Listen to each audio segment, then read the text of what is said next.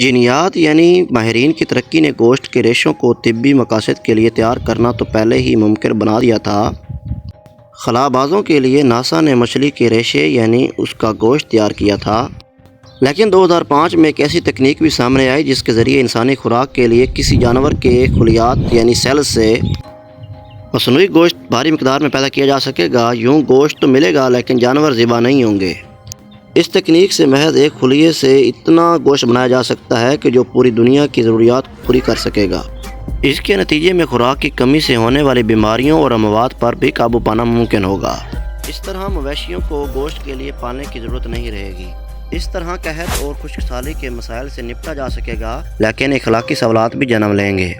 اخلاقی سوالات میں مثلاً ہمارے دین میں اس کو حرام یا حلال قرار دیا جائے گا، کیا اس میں طاقت بھی ہوگی؟